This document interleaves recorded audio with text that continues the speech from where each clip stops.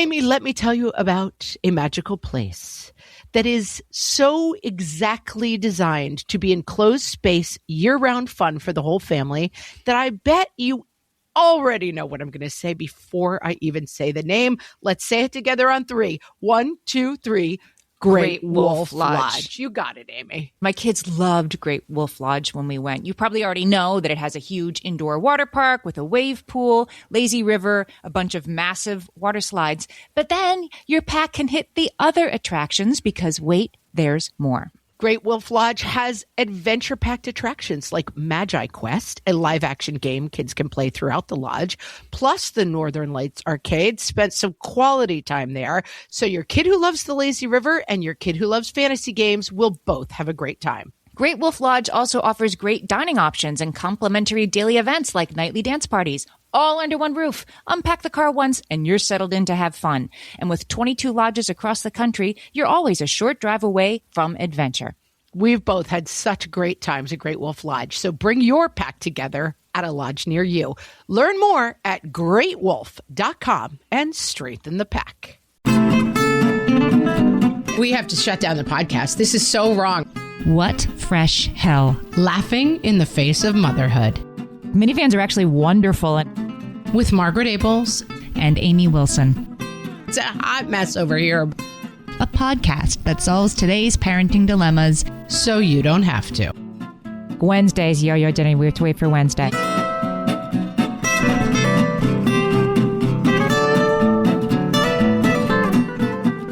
Hey, everybody. Welcome to What Fresh Hell. This is Amy. And this is Margaret. And this week we are talking about things we've changed our minds about. Yes. We went, as usual, to our Facebook page, facebook.com/whatfreshhellcast, and to our group in particular, which is always a very hoppin' conversation, right? And we asked, what are the things that you have perhaps changed your mind about over time? I have to just admire your use of the word hoppin'. Hoppin'. I'm so hep to the jive with the way the youngsters talk. You are hep to the cool cats. Hey, all you cool cats and kittens. Here's what's hopping over at the What Fresh Health podcast group. But we did do that. We hopped over to the hopping spot and we said, what have you changed your mind about as a parent? And as always, we get hundreds of amazing and awesome responses. And people have changed their minds, Amy. They've changed their minds and they've changed their hearts. Okay, I look forward to seeing what the top answers were. I'm going to start with one of mine. I think this topic bleeds a little bit into things we used to judge and things that we no longer judge at all. Sure. And I definitely remember that when I was 20-something, right out of college, a youngster, my brother and his wife had 3 kids. They were only 2 years older than me, but they lived a completely different life. I was living in a van and doing comedy, and they had a house in the suburbs with 3 young children. And I remember, I lived in a van at the time, and yet I would go to their house and be like, their car always smells so weird. Wait a minute. Can we go back to the part where you lived in a van? I was doing comedy. So I was basically I was in a van driving around the country putting on shows. I wasn't living in a van down by the river. Sometimes we did have to park down by the river, but you know what I mean? I was just most of your waking hours were in a van. Most of my waking hours were in a van. And still, I used to remark that their minivans smelled funny. Yeah. And now I realize that that's just the way minivans smell. It's some nexus combination of the carpeting, a dropped hamburger and some spilled milk and someone vomited 3 years ago. There's a very minivan smell that I kind of would be like, who has a car that smells like this? And now I realize I have a car that smells like that and everyone has a car that smells like that. It's a minivan. That's just how it smells. Minivans were a thing I changed my mind about, from how sad to have to drive a minivan to minivans are actually wonderful and everybody should have one. And why are we joking that this, why are we tricking ourselves that we're too cool to have a car where the doors open and close by themselves? Come on, people. It's great. I've been on that rap for a long time. And I just feel like if you think that the minivan is what's not making you cool anymore, you have another thing coming, because let me explain to you the myriad of ways you are no longer cool. The minivan is the least of your problems, and the minivan has a lot of storage for when you go to Costco. So yeah, the minivan resistance, I always find what are you doing? That's a ridiculous point. Yep. It's a no from me. Okay. A big one, of course, is screens, right? Yep. Everybody before they have kids is what kind of monster lets their kid be on an iPad at a restaurant. Right. And let me tell you, pretty much all the monsters do. Right. Many of the monsters. I have a different point of view on this because so my kids are 17, 16, and 13. And at least my oldest kid definitely predated the ability to bring a tablet or a phone into a restaurant and stick a screen in front of them. Like, I raised kids in the before times when you couldn't do that. So I was definitely judgy McJudge a lot when people started doing it, only because I never had that option. But of course, if you have that option, there are times when it's useful. Yeah, I mean, we are team screen time restrictions here at the What Fresh Hell podcast. I do think spaces and places are important. And now that my kids are a little bit older, back in the day, I had 3 little kids. We never got out of the house. I would occasionally want to go out to a restaurant without paying a babysitter. We would take our kids. Of course, we selected restaurants that were, not whatever, pheasant under glass and, and $10,000 bottle of wine. But we were at least, it was a step above like a chain restaurant, but still it was LA. The mall would have right. It's like a nice Cheesecake Factory, basically. That was the highest level we would ever attempt.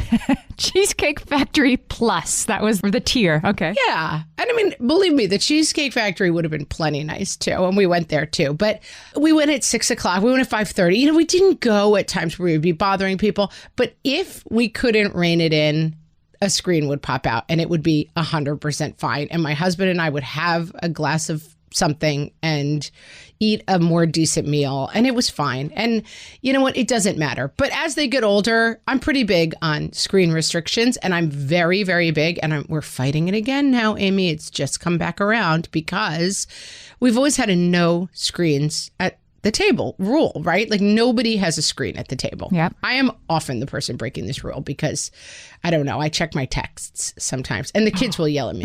You're not allowed to have a screen at the table. But the new thing is that my oldest got a phone. He's a 7th grader and we got him a phone because now he walks home and he's often about trick-or-treating by himself. Like we like to be able to call him, know where he is. But the phone he looks stuff up for school. I don't know. It has Safari. We kept it off for a while. But now he's like watching YouTube on his phone at the breakfast table. And now I've got to refight that whole battle all over again. And it's annoying me. Yeah. My high school student, his homeroom teacher, basically fully remote right now. And his homeroom teacher said he was going to do like a no phone challenge. Like if the boys could put their phones down for a week and so they've all logging their screen time, this teacher would dye his hair pink. And my son was really excited about this because it was really working and the teacher's going to dye his hair pink. Only guess what? I said, okay, so you're not using your phone. Does that mean you're not playing on your Switch either? Does that mean you're not watching YouTube videos on your laptop either? And this teenager with a straight face was telling me, no, those are actually fine. I'm like, I kind of feel like this teacher was including the entire category of time-wasting screen time. And he was insistent that just because he wasn't doing those things on his phone, that it was fine. So I think that's a major loophole. This is the world that's coming for us where the kids are going to have contact lenses that they can watch YouTube on, So you have to, I don't know, the screen parameters are really tricky, but we've always had, and I've talked about it a lot, no screens in the morning because then you've got to get them off screens to school. Right. But suddenly my son's packing his phone up for school. He's texting his friends to make arrangements about who's walking with who. And the next thing you know, he's watching cheat codes for his Marvel game. It's a slippery slope, people. It's a very slippery slope. And I'm sliding down it right now. You know what I've changed my mind about is Minecraft. I think Minecraft is not only a wholesome game to play, but actually very educational, really fires up their creativity and is, a good use of a cold inside afternoon that you might have a few of in your future. I mean, starting when they're 7 or 8, they can actually build stuff and they're proud of it. And I don't get anything they're trying to explain to me, but I've seen it really be a wonderful creative thing. Yeah, our rule is you can play Minecraft. You're just not allowed to talk about Minecraft. Crystal says her kids wouldn't play video games or screens. What was wrong with me? Just to make it worse, my son is very much a gamer video game kind of guy. And yeah, find some limits, but it's fine. And in the pandemic, Minecraft is considered educational time. Yes. That's what I'm saying. At this time, lean in. Another funny example was Katie, Another version of screens, sitting on a park bench and pulling out my phone while the kids play on the playground. I had previously self-righteously declared parents should be playing along with their children. And then I had 3 kids. A trip to the park is a break for me. I mean, people who judge the mom looking at her phone in the playground, I do not understand you. I judge it a little bit. How often are you looking up from your phone? Oh, Amy. I don't care. What's going to happen? Your kid's at the playground. No, but your kid could be pushing my kid down in the sandbox, and I don't want to have to discipline them because you're playing Candy Crush. I mean, are they getting kidnapped while you're on Candy Crush? I don't believe that. I mean, we have to shut down the podcast. This is so wrong. I can't believe it. I think you can't check out. And it infuriates me when I see a babysitter who is being literally paid an hourly wage to watch the kids, not watching the kids who are misbehaving or going to hurt themselves. Or, yeah, I mean, I've definitely saved kids from risky situations because the person who was supposed to be taking care of them was looking at their phone. Do I ever look at my phone when I'm supposed to be watching kids? For sure, but not without looking up. You're not a Hawkeye. I mean, fine. Look up from your phone every couple of minutes. I'm fine with being on the phone. At the soccer game, you don't have to watch every play. It's fine. I don't know. I'm team be on your phone. Oh, but it's the problem is you always like that one, you have that itchy, like, oh, let me check my text. And like, that's when your kid scores a goal and looks over at you and you're on your phone. Not that that makes you a bad person, but they're like, oh, shoot, you always somehow pick the wrong 10 seconds. And so I listen to podcasts because I'm completely, transported and preoccupied, but I'm looking at the field as if it has my full attention. I do think it's good to check in every once in a while with the exercise. I have phone, what do you call it? I'm addicted. I'm constantly like playing Candy Crush while I'm peeing. Like I can't put my phone down. It's a problem. And the other day I went to vote and it was a hugely long line and I was in line for like 110 minutes. It was a really long wait. Yeah. And it was freezing cold and raining sideways. So I was holding my umbrella and I really couldn't hold my phone because my hands were too cold and it was getting wet. Yep. And for 100 minutes, I stood quietly and stared into space. And it was like a little bit of a revelation. Like, oh, there might be a world out there. Was it terrible and then good, or was it just terrible? It wasn't either. It was just kind of like I can do this. I can just sit quietly and think for 100 minutes. It's not the end of the world. Okay. It wasn't, I want to say it was like a revelation and the scales fell from my eyes and I stomped on my iPhone and will never use it again, but I didn't. I was just kind of like, all right, that's right. I don't have to be quite so phone dependent. I got to check with that. Check it before I wreck it. Was it like 2 years ago we did a screen-free week and we did an episode about that? Yes. I'm going to put the link to that in the show notes. We might have to do another one I was going to say in 2021, but post-pandemic. I think we're going to wait on that. Yeah, I don't think screen-free week is in my wheelhouse right now, but thanks for the suggestion, Amy. Keeping their rooms clean. Rebecca says the kids cleaning their rooms used to be included in nightly cleanup, but I came to realize it's their room. Why do I care that much? Yes, Rebecca, I have joined you on this, because it used to be the toy room that was a mess. Now my kids' mess is mostly confined to their rooms, and I feel like it needs to be addressed like quarterly, but maybe not every day or every week or whatever I thought it was. Yeah, I have one kid who wants a clean room and is kind of obsessed with it. And so on Saturday mornings, we used to always do room cleanup Saturday mornings. But I have another kid who's just super messy. God, she reminds me exactly of me when I was this age. And it was a constant battle with my mom. She was obsessed with my room being messy, and I would just get messier and messier. I'm sure in some, what do you call it? Like low power, high control. Oh, low power strategy of dominance.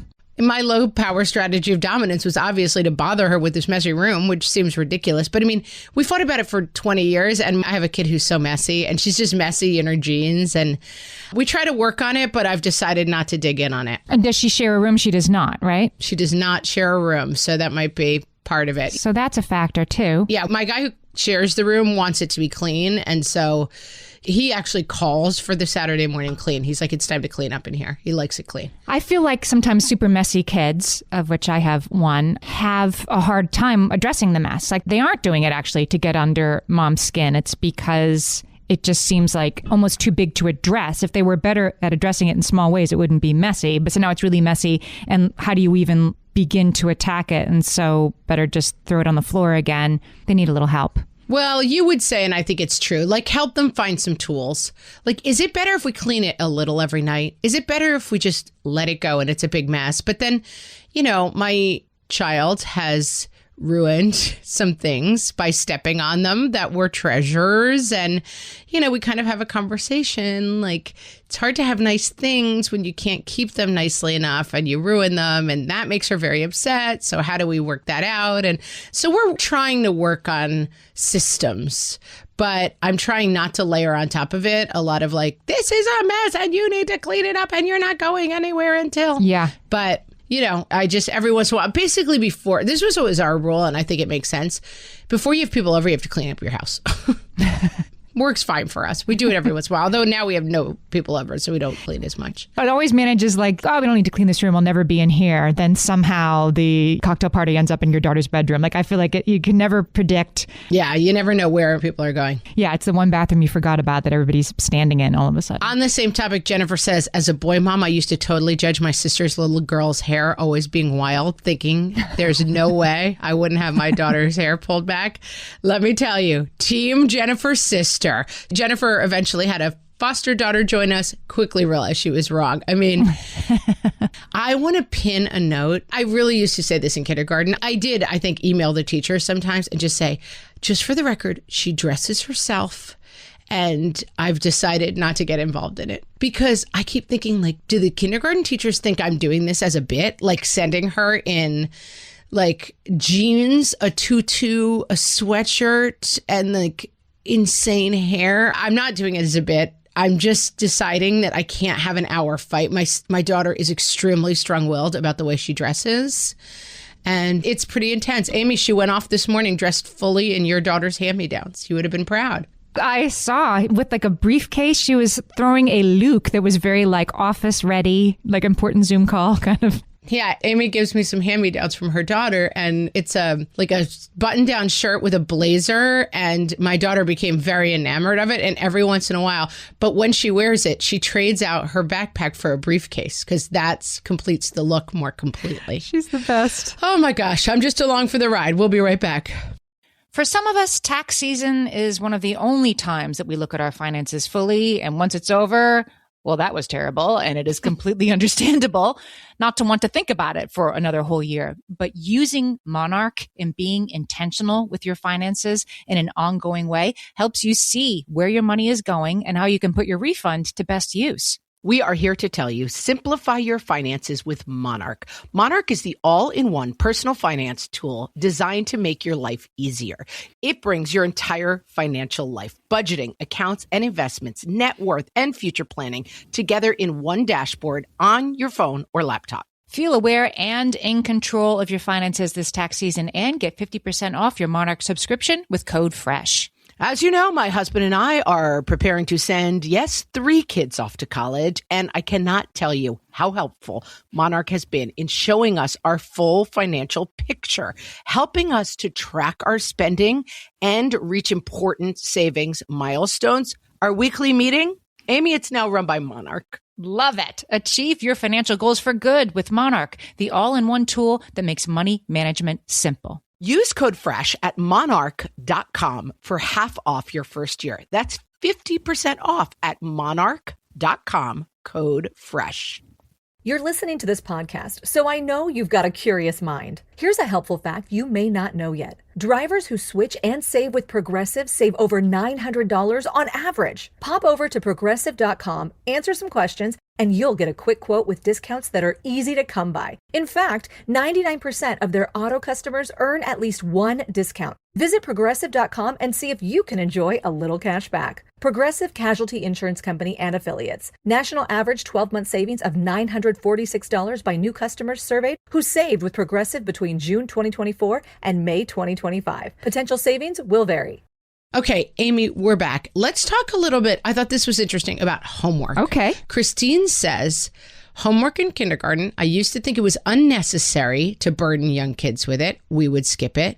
My son happens to have optional homework he gets in kindergarten, and I'm only working part-time at the moment, thanks COVID. So I cherish any consistent activity that fills up the time between 3 p.m. and dinner time. Yes, homework can be a real gift right now if it's offline, if it's worksheets with pencils.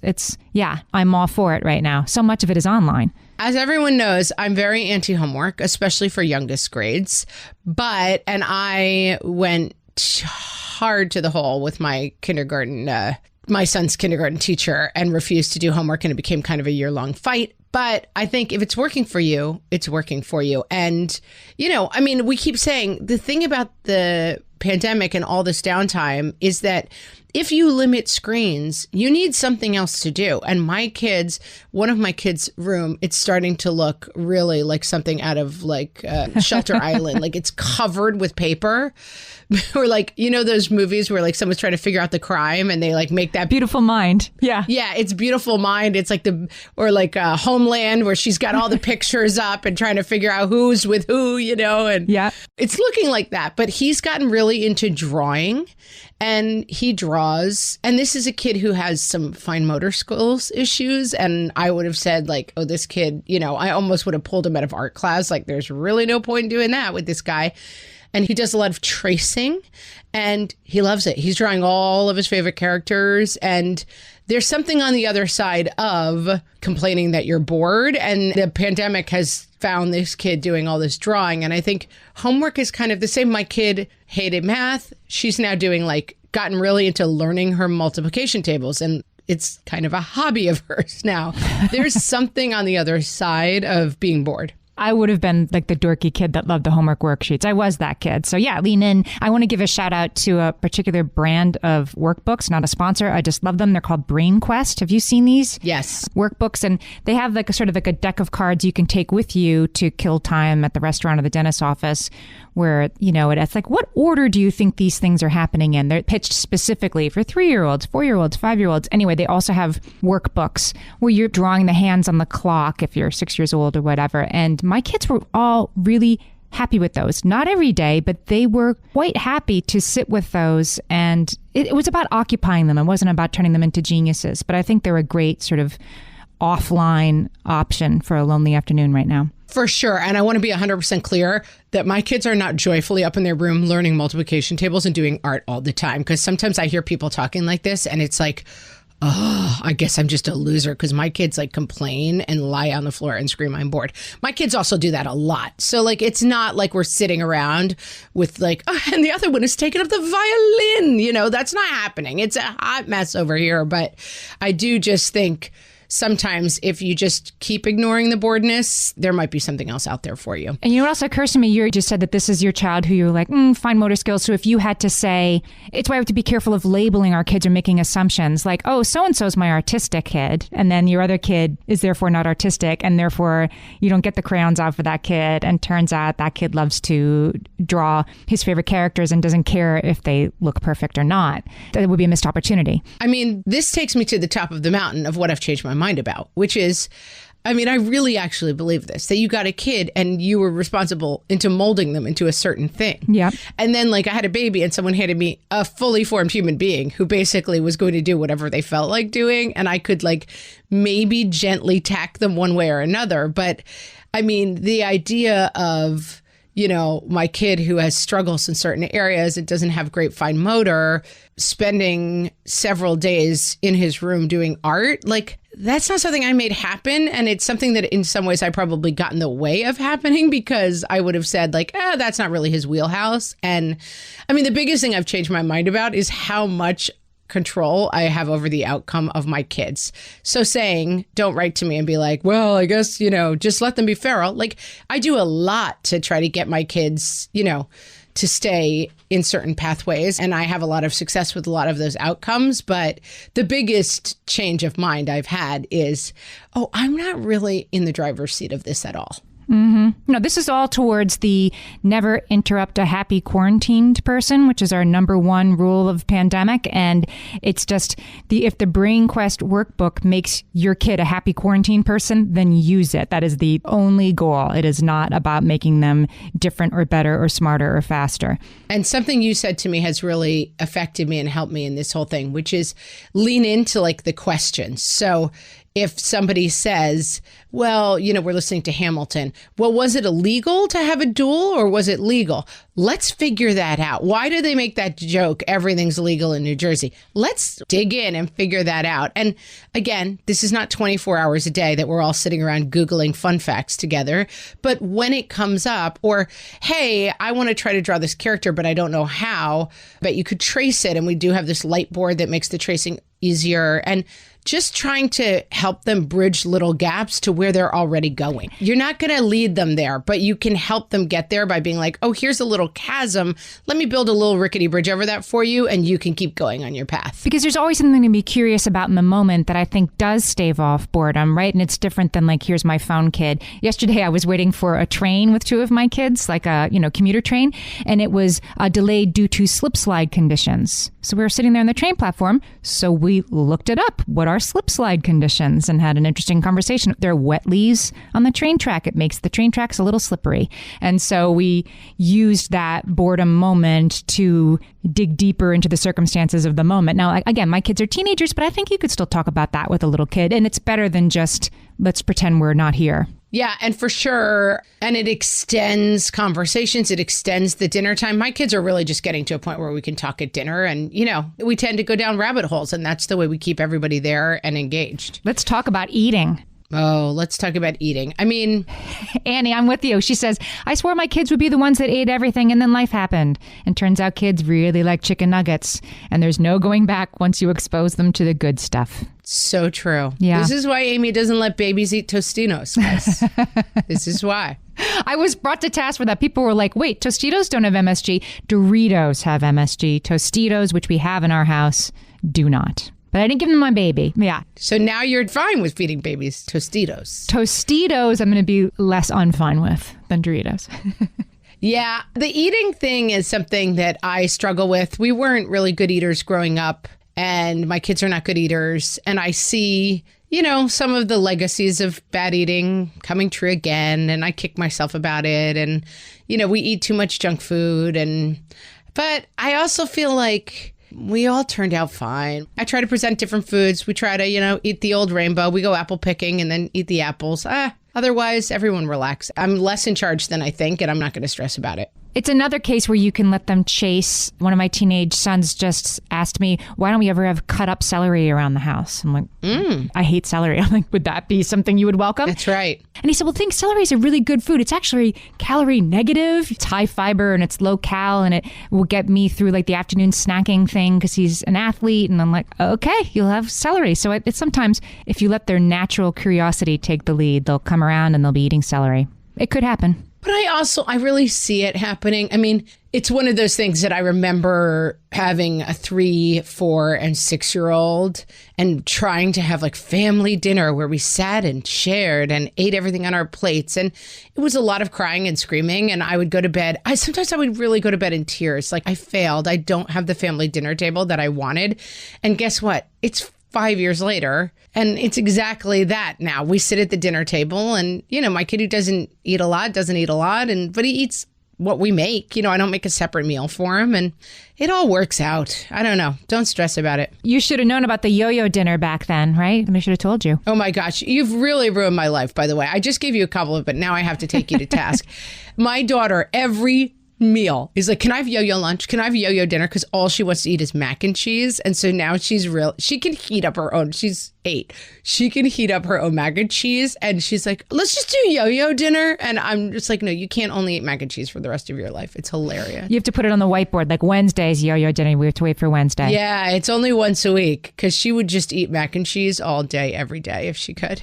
Hannah is making a separate meal for her kid, the constant rotation of garbage meals like chicken nuggets, mac and cheese. My husband and I do our best to offer exactly what we are eating and model good food behavior. We just don't fight it. You want tacos from Taco Bell? 2 soft shells, please. I'm feeling it. That's kind of where we came out on it. Although, I mean, we do try. I have fought the fight of trying not to serve separate meals because I don't want to make 5 meals. But I also, when I make unfamiliar meals, I know there's always something at the table. We're big on like the Pillsbury, pop open crescent rolls because everybody likes that. And so it's like you're going to have enough food in your stomach and then you can try a couple bites of everything else. And we've moved the needle doing that. It's fine. Yeah. I tell you what I've changed my mind about around this, having had a very picky eater. One, that it was up to you whether you had a picky eater or not. But two, that like once you had a picky eater, it's like, bending iron. Like, I must fix this. And I think you have to feed your kid, and it does self-correct in a way that I didn't understand when I had that picky eater at my table. Yeah, it for sure does. And I think you can lean into that. Here's a random one. It's Leanne. Inflatables. I was solidly against inflatable decorations for the holidays because I thought they were tacky. But my kids love seeing them. So for a few years, we purchased 2 small holiday penguins. This year, we bought 3 Halloween inflatables. She's on the slippery slope of inflatables, and I'm going to say same. Holiday inflatables, my mother had very specific ideas about what was okay and what was not okay. She grew up in the Bronx and I think dreamed of living in the suburbs in like a perfect house. Yes. And let me tell you that inflatable front lawn decorations were not part of that vision. Did she have like poinsettias and like fake candles in the windows? What was her holiday decoration look? No, only real flowers. She was snobby, I would say, with her decorations. Everything was like beautiful. It was classy. Yeah. And so she had a strong demarcation. We used to call her the taste police because if someone walked downstairs wearing an outfit with like a midriff showing and like acid wash jeans, someone else in the family would start making a loud siren wail to indicate that the taste police, my mother, had been activated and she would soon fight you because you had violated her rules as the taste police. And so the taste police would not have gone for inflatable Halloween decorations.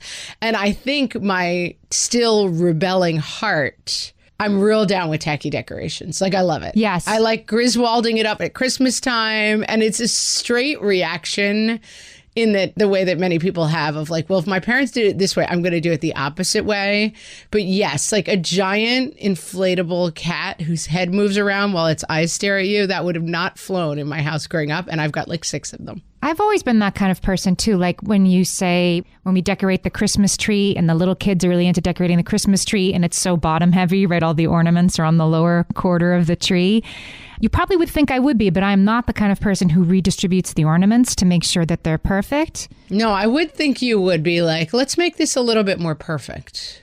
No, because it's kind of like it's proof of their joy. And if they think it looks great, then it looks great. Yeah, we call that like in decorating, you go to people's houses and you're like, the decorating scheme is no children really live here. Yes. And that's the thing. Like that, my mom, she wasn't no children really live here, but she just liked everything. She liked it nice and, classy. And I have like a paper skeleton hanging on my door because it brings me joy. All right, we'll be right back. At DSW, we ask the important questions, like, what shoes are you going to wear? Whether you're prepping for wedding season, festival season, or just planning the ultimate vacay, the right shoes can make or break an RSVP. So own the moment.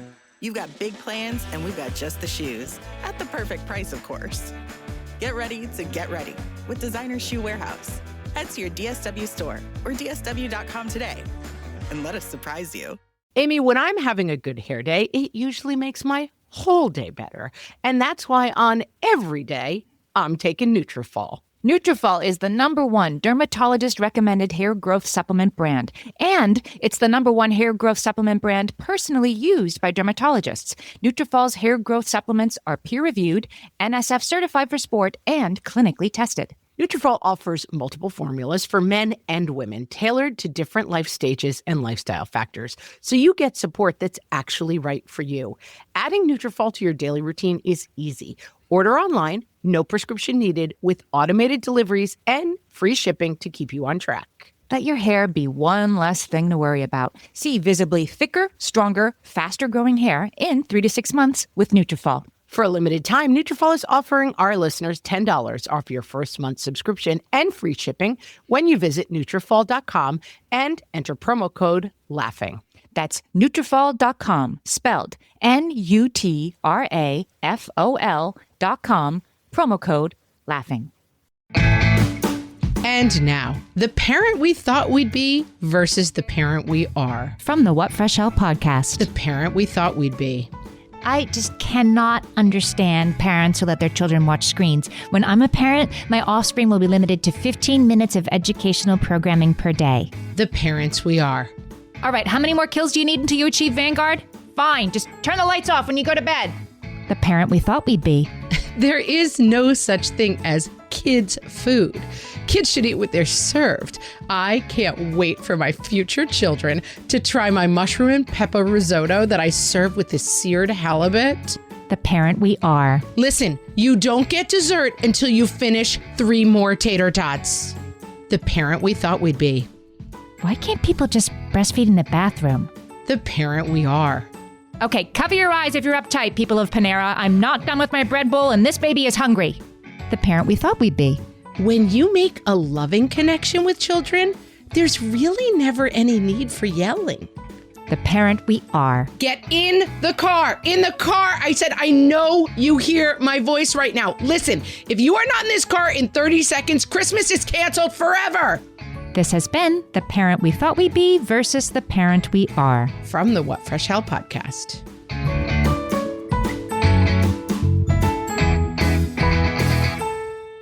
Amy, there are so many of them. But I'm going to start with I know something that sticks in your craw particularly. Although I think you've taken the same tack as Katie here. Shorts and no coat in the winter. Fought it for a while, then I decided if he wasn't bothered by the cold, it's not my problem. He knew where to find warmer clothes. Yeah, they kind of come around on this. I have the same kid who was wearing shorts and a coat to school, shorts and no coat sometimes, is now doing a chorus thing outside because of the pandemic. They're doing chorus standing 6 feet apart, wearing masks outside, which is bonkers, but they're doing it. And, you know, it's getting down into the 40s and they're still rehearsing outside. And that kid is now wearing a coat. Again, they kind of come to Papa by themselves on that stuff. I had a bit of I told you so moment with this on Halloween. My oldest was dressed as Midas from Fortnite, if anyone is familiar. He's a businessman, so he just was wearing like a short, but he wears a short sleeve shirt and then his tattooed arms stick out. So he was wearing a short sleeve, like men's, collared button up white shirt and a tie. And then we had the sleeves rolled up and he had those like tattoo sleeves that you can buy. They're like hose, but they're printed with tattoos. Yes, yes. He looked exactly like Midas from Fortnite, I have to say. But of course, and he's tiny. He's like one of those kids who's all bones. He's got no fat on him at all. And he didn't want to wear a coat. It was Halloween. He was going out with his friends. First time ever. He was, unsupervised, hanging with his buddies. And he was quite insistent he wouldn't wear a coat. And I said, I'm not going to fight. My husband was like, oh, you're going to coat. I said, he's Midas. Midas doesn't wear a coat. Let him go out and be cold. He's not going to die from the cold. And then I ran into him. We did very minimal kind of, it was more walking around the neighborhood. Some people had cute things, candy shoots and things in the trees. And we were walking around and he was off with his friends and I ran into him about 45 minutes in. He's like, Mom, I'm really, really cold. I think I have to go back. I was like, that's fine. And he had already gotten, because nobody was out trick-or-treating, people were giving every kid like 45 pieces of candy. So he had he could barely hold his thing of candy. I said, let's go home. And it worked out fine for both of us. I've definitely changed my mind about thinking that the kid who won't wear a coat, that was indicative of a mother who just didn't tell the kid to put a coat on or didn't make sure a kid was dressed warmly, right? Oh, that poor kid. Nobody checked. No, the mom was screaming down the sidewalk after him. Somebody checked and then put it in the you-know-what bucket and said, go on out. Yep. I like this one a lot. Amy, it's yelling. Yep. Magdalena says, I swore I would never yell like my mom did. Mara says, yelling. I swore I would never yell at my kids. They prove me wrong every day. We've done a lot of episodes about yelling. Amy and I both have a yelling issue. Yes. And my mom, I can count on one hand the times that she raised her voice, my mother, growing up. And even when she did, it was more like crying out to the gods. You know what I mean? More like railing to the heavens. Why does nobody help me around here? My mom was an occasional yeller, as we are. She wasn't a big yeller, but I'm a yeller. But it's something I have worked to get that under control. I think yelling is Again, I will say I yell a lot less now that they're older. Little kids, it feels, you're so nervous that they're going to like constantly like run into the road and eat the electrical outlet. And I don't know, you're just so keyed up all the time that yelling is a very natural response. Yes. I do find that now my kids are older, I just don't yell like I used to. You're right. It's tied to your anxiety, right? And if when you're living in a keyed up fight or flight, don't touch that, don't grab that, of course you're going to go to yelling a little bit more quickly. Or during a pandemic when you're all stuck inside and you're looking at the news and you're feeling a little nervous, we're going to yell more. I will tell you my big secret helped me break my yelling habit, and I still do it, and I think I will be doing it when my kids are teenagers. And I learned it from the school teachers. I clap my hands instead of yelling. Oh. And then everybody gets quiet. So it's something, it's 1, 2, 3, 4, 5. That's how I clap, and everybody gets quiet. And then do they have to clap back, or do they just get... They used to when they were little clap back, and now they just quiet down. It's like, it's dog training. You know what I mean? When we were little, the teacher started to say 1, 2, 3, eyes on me, right? Yeah. And then the kids are supposed to say 1, 2, eyes on you. And teachers have a lot of them, but I spent some time in the classroom and I was like, oh, that's so much better than like, because as we always say, the more you try to come in over what's going on, the more you start the crazy. And the clapping is really helpful to me. Give it a try. But I think I started it when they were really little, and it's kind of like dog training. Yes. Because I find myself going to shout, and maybe I'm old. I'm too tired to scream. And so I clap my hands 5 times, and everybody quiets down for a second, and I'll say, you're too loud. Stop it. And sometimes I find myself trying to yell over my kids now, and maybe they're older, they can make more noise. I literally they cannot hear me, but the clapping breaks the fire line and everyone's quiet. So what do you think you've changed your mind about when it comes to yelling? I mean, it sounds like you still found a solution, so it isn't like yelling's fine. That isn't what you changed your mind about, but just that like only bad mothers yell. Is that what you changed your mind about? I just think I didn't picture myself being a yeller as a mom. I was like, oh, everyone pictures themselves as Julie Andrews in The Sound of Music, right? Like with a guitar, with all the kids like beaming up at you. I mean, we laugh when we watch that movie now because she really does go in and she's like, they're super mean to her and they're torturing her. And she's like, I do have a guitar. And they're like, oh, what? And then they all just like follow her along in rags and like sing for the rest of the movie. And you're like, who are these children exactly? Sabrina says that she thought that she would be the crafty mom, that it would be so easy to keep her kids entertained. Basically that she would be, right, the Julie Andrews, the Maria von Trapp and that. And she said, as it turns out, her kids could never give one crap less about anything I give them. I love this because it's just so on point. Like, This is the what's on the other side of boredom. I think that I am a reformed cruise director, too. I was an aunt for, I don't know, 15 years or something before I had kids of my own. And I was always kind of the fun aunt. Like, I'd be like, guys, let's put a scavenger hunt in the yard and hang from the trees and da-da-da-da and learn this song and show your parents. Like, I was always kind of the fun aunt.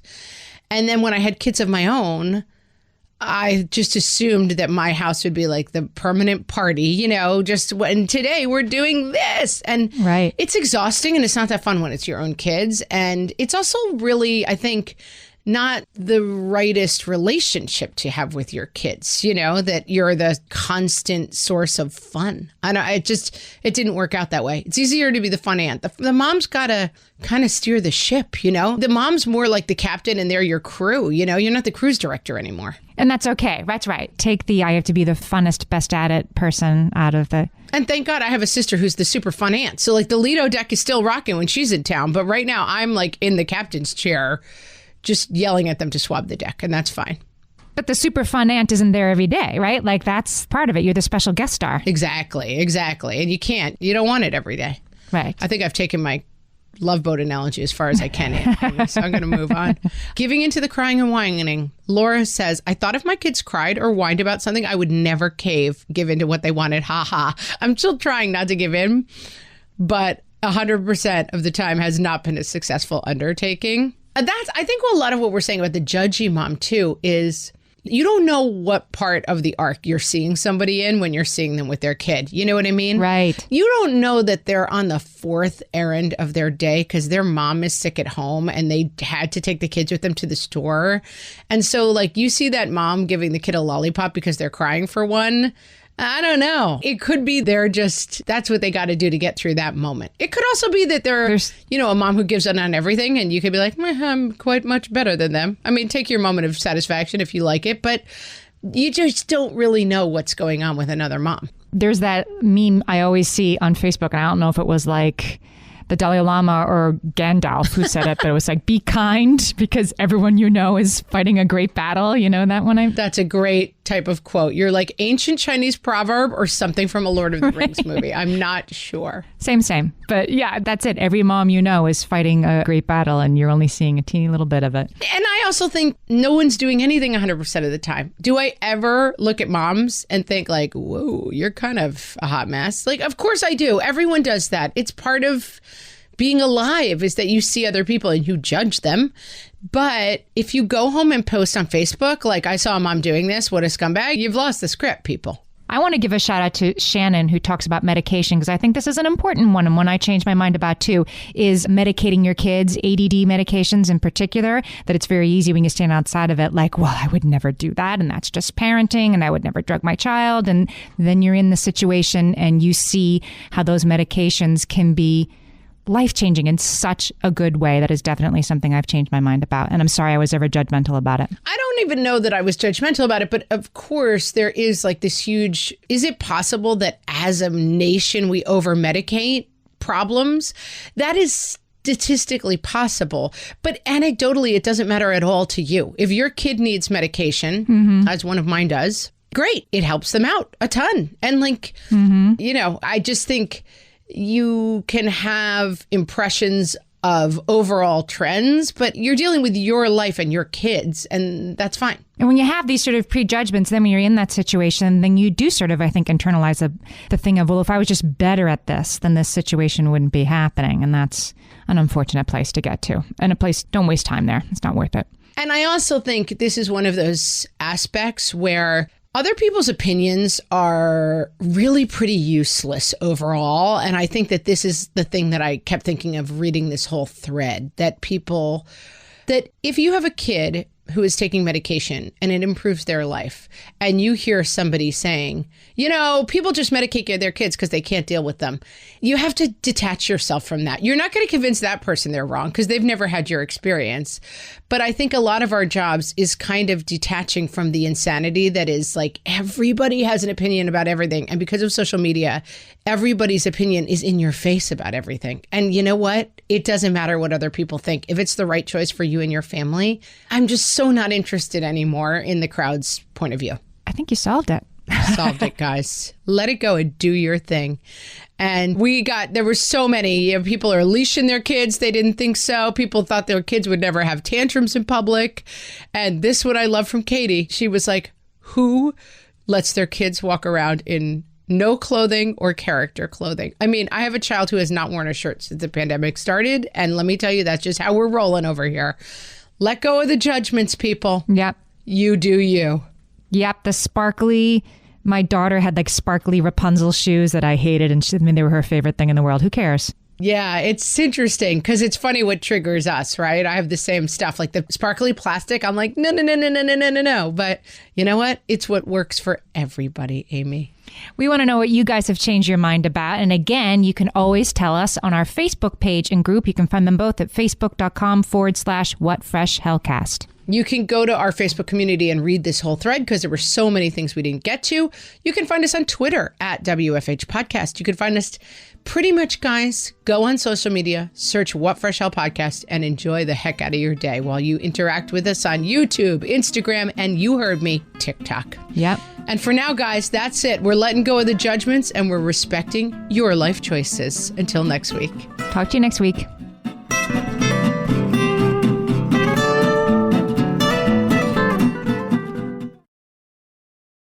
Close your eyes. Listen to Monday.com. Feel the sensation of an AI work platform. So flexible and intuitive, it feels like it was built just for you. Now open your eyes, go to Monday.com, start for free, and finally breathe.